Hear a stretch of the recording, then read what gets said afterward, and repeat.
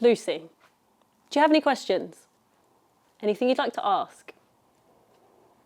They were about to offer me the job. I could just be honest, right? I could just say, I have ADHD. Is that cool with you? But it was going really well. And I didn't want to put a spanner in the works. And I didn't want that image to crop up in that head. That naughty little boy with ADHD. I didn't want it to come up unconsciously, uninvited. And I really didn't want to be thought of as disorganized. Because that's not me. I'm Lucy Wright, project administrator at the University of Exeter.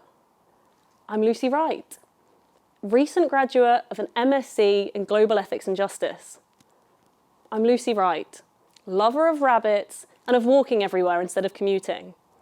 And I am the most methodically, consistently organised employee you could have. My pet rabbit has a daily activity schedule. Efficiency is my middle name, and done is my watchword. Spreadsheets are my happy place. And I find project management tools more exciting than Netflix. If I had a tattoo, it would probably be of a tiny post-it note with tasks all ticked off neatly. Do I sound offensive? Because I feel like I'd have to be.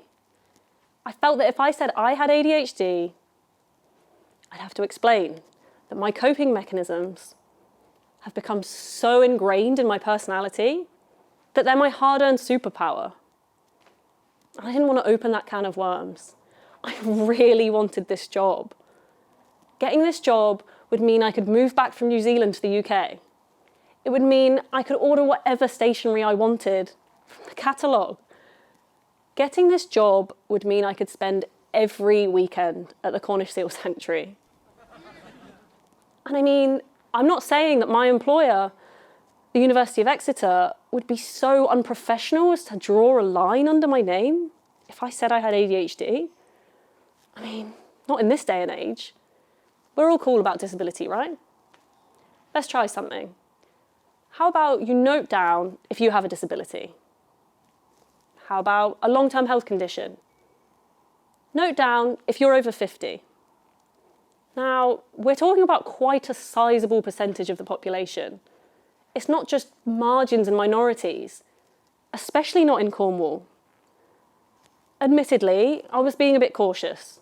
I was interviewing for a job on the Inclusivity project that, among other things, wanted to help improve the workplace so that people with disabilities could be involved. And look, I don't tend to think of ADHD as a disability, but I mean, technically it is. My mum was diagnosed with ADHD when I was 18. She was in her 40s. 2 years later, it was suggested that I go and see my doctor by the student services at my university. The day I had my appointment, the psychiatrist said I fitted the profile perfectly. When you're diagnosed later and not in childhood like me, it's really hard to understand what's your ADHD and what's your personality and what's your devoted integration of those coping mechanisms.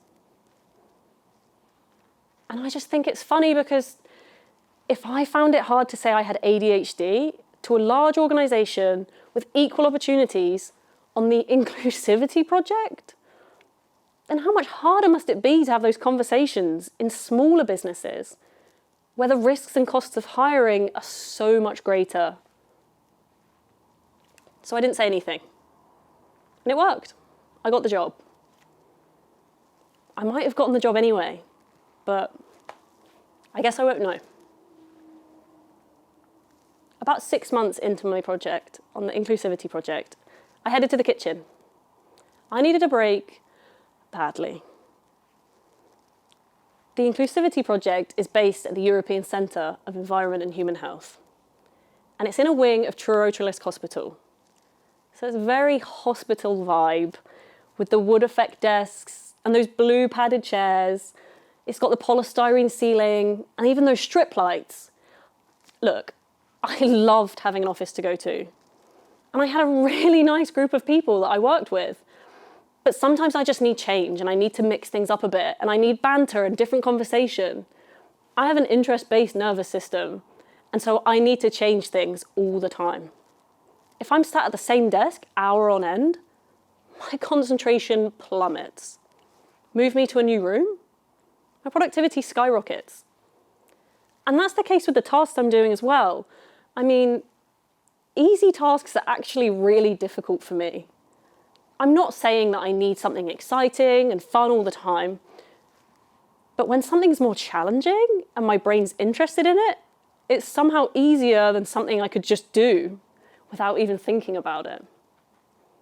My ideal office would have really fun stationery, keeping me motivated, and a big blackboard wall that I could just scribble all over.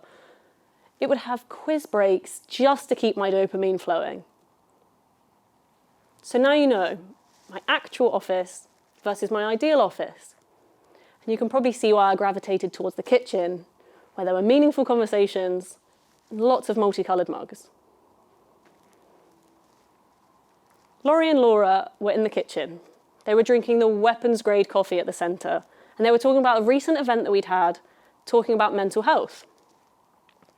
Laura was struggling to find photos depicting mental health, particularly depression. She wanted to move away from the stock photos as someone's just got their head in their hands, and she wanted real photos of real people. I asked Laurie how the event went, and he said, it was really good, it was really well attended, and I think the stigma is really changing around mental health, but people aren't quite ready to say they have anxiety or depression in an interview. That's when Laura replied, I don't even say I have kids in an interview. That's when I said, I have ADHD. I've never said that in an interview before. And that was the moment that I came out as neurodiverse. Do you know what changed? Nothing. Well, nothing externally. I mean, internally it felt like I had ownership of my condition. Like I had control of my ADHD and it wasn't controlling me for once.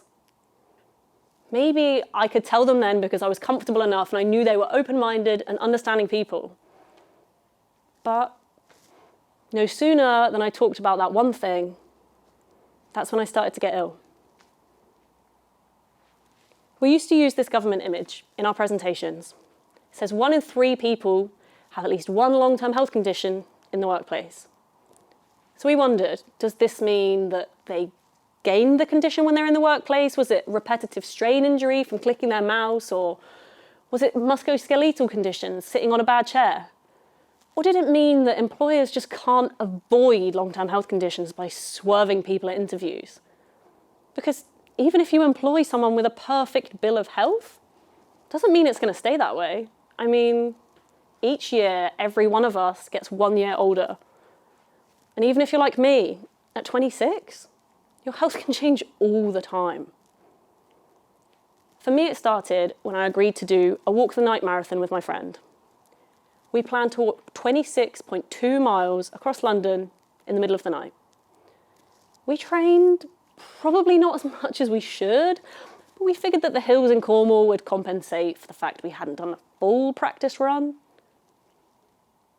On the 25th mile,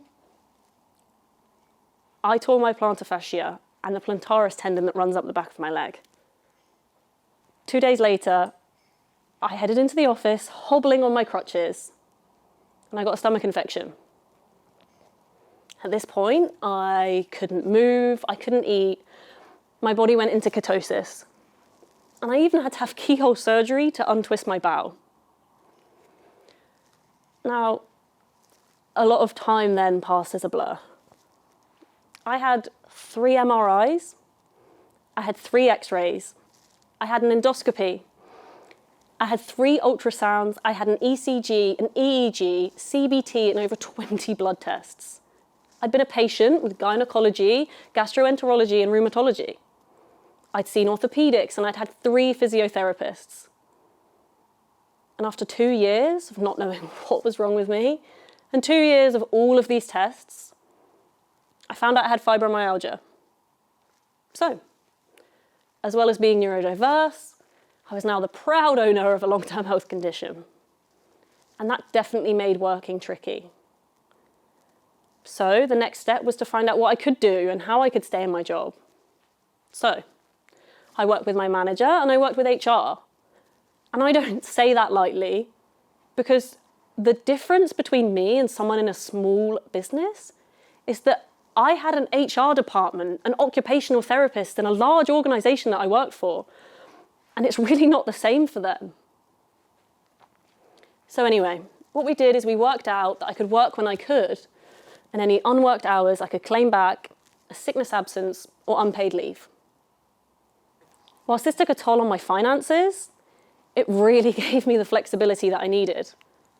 The next steps were a lot of trial and error. And that wasn't just for me, that was for my manager too. And it really took 2 years for me to understand what I'm capable of and what I can do. Without that flexibility, I'd have no idea now. And I'd probably be just as ill. When we started the project, we thought, wouldn't it be easier if businesses just made things more flexible, if they weren't so rigid and people could work from home? So those people that can't work in an office for various reasons, those skilled and talented people could be part of the workforce. But we were told it wasn't possible.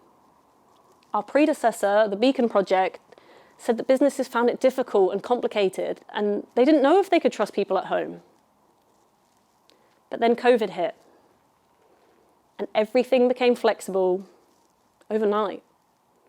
And finally, that revolution we've been waiting for, it happened. So, I was hired by the Inclusivity Project. I had fibromyalgia, and now there was a pandemic. Yes, it was flexible, and yes, I worked from home, but it was also really hard to stay motivated. And I felt so isolated, coming to terms with a brand new illness all by myself. And there really were moments where I wanted to give up. I wanted to quit my job, and I wanted to give up on my studies. All I wanted to do was snuggle under my duvet, forget about the world, and hope that it would magic itself better.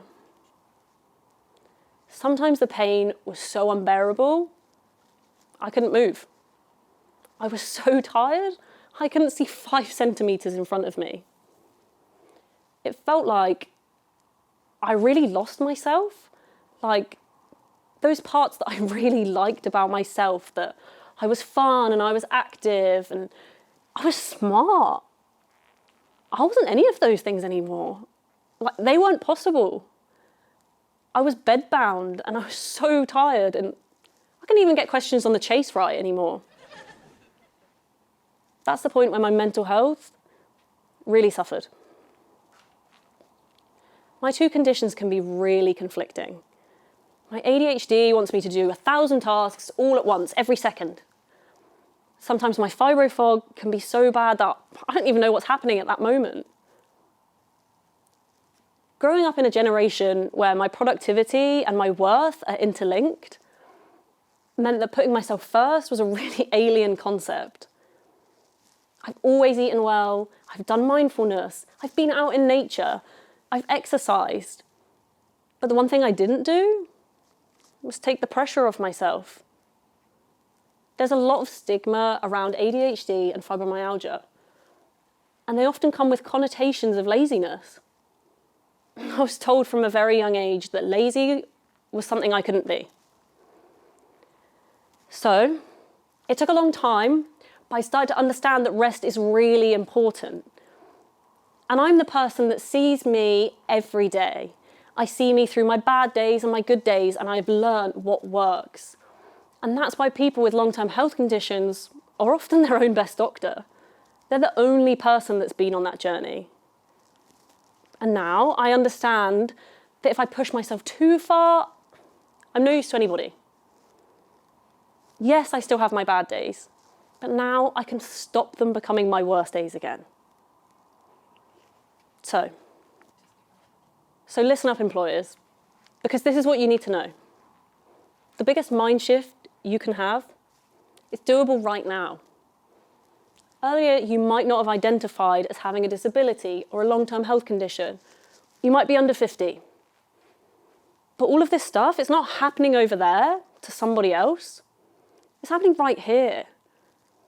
And those categories, they can often be an illusion. My mum and I, we share an ADHD diagnosis. We also share 50% of our DNA. but we are completely different. So let's try something else. How about now you make a note if you have asthma, if you've got diabetes. Make a note if you had a food intolerance, IBS, stiff joints. If you've ever had bouts of anxiety or depression, if you've got tinnitus, if you have a sight impairment. How about migraines? What if strip lights wear you out? You might care for someone vulnerable. Make a note if you're menopausal or you have to pick your kids up after school. We all have such individual needs, but we're all human. Recently, at work, we were talking about what music keeps us motivated. Some of us need the Beastie Boys to keep going. Others find lyrics in music just too emotional, and they need to listen to something more ambient. That was just one small team, and our needs were so different just to keep us working. Personnel, human beings, staff, they're all the same. All of those staff members are human beings. Look, employers want us to tell them what to do, how to get it right, how you don't get sued. They think that an easy tick box exercise will make it all go away. But that's not easy. We know that the average reasonable adjustment's about £50. Why is that? It's because the easiest change is right here. Human beings are great at being human. So how about instead, think about what would another human being want in this situation? Look, it's impossible to understand what someone else is going through, what their situation is, or how it is to live with a disability or a long-term health condition, or struggling at the work over 50. But what you can understand is how you'd like to be treated. And I don't think that's like a tick box exercise. So let's just repeat that one thing. Humans are great at being human, and just think, what would another human being want in this situation?